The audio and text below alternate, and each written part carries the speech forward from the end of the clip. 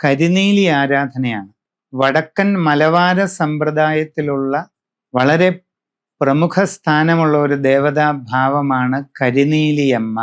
അത് ചെറിയ വിധാനമല്ല, പ്രകൃതിയെ തന്നെയാണ് കരിനീലിയായി ആരാധിക്കുന്നത്. അത് നിങ്ങൾ ഗൗരവമായി ശ്രദ്ധിക്കുക. കരിനീലിയമ്മ എന്നുള്ള സങ്കല്പം കല്ലടിക്കോടൻ മലനിരകളിൽ നിറഞ്ഞു നിൽക്കുന്ന സാക്ഷാൽ പ്രകൃതിയായ പരാശക്തി തന്നെയായിട്ടാണ് കണക്കാക്കപ്പെടുന്നത്. ആ മലനിരകൾ തന്നെയാണ് കരിനീലി എന്ന സങ്കല്പങ്ങളിൽ ആരാധിക്കപ്പെടുന്നത്. പശ്ചിമഘട്ടം മുഴുവൻ നിറഞ്ഞു നിൽക്കുന്ന പശ്ചിമഘട്ടത്തിലെ വൻമലകളിൽ നിന്നും വേർതിരിക്കാനാവാത്ത ഒരു മഹാചൈതന്യമാണ് കരിനീലി ഭഗവതി. മലകൾ തന്നെയാണ് ഭഗവതി, ഭഗവതി തന്നെയാണ് മല.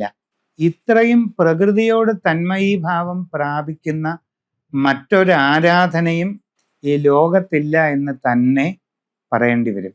ടിബറ്റൻ താന്ത്രിക സമ്പ്രദായത്തിൽ പ്രകൃതിയും പ്രപഞ്ചവുമായിട്ട് പരിപൂർണമായി ലയിച്ചു ചേർന്നിരിക്കുന്ന നീലതാര എന്ന ഒരു ഭഗവതി സമ്പ്രദായം കാണുന്നുണ്ട്.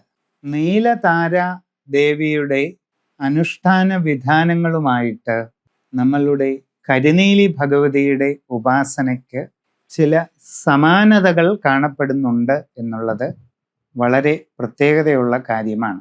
കരിനീലി ഭഗവതിയുടെ ആരാധന ചെയ്യുന്നവർ ഒരു ദിവസം പോലും മുടങ്ങാതെ ഏറ്റവും പരിശുദ്ധമായ എളിമയുള്ള മനസ്സോടെ, വിനയസമ്പൂർണമായ മനസ്സോടെ ആ സ്മരണയും പ്രാർത്ഥനയുമെല്ലാം തുടർന്നു കൊണ്ടുപോയാൽ ഒരു കാലത്തും നിങ്ങൾക്ക് യാതൊരു സങ്കടങ്ങളും ഉണ്ടാകുന്നതല്ല.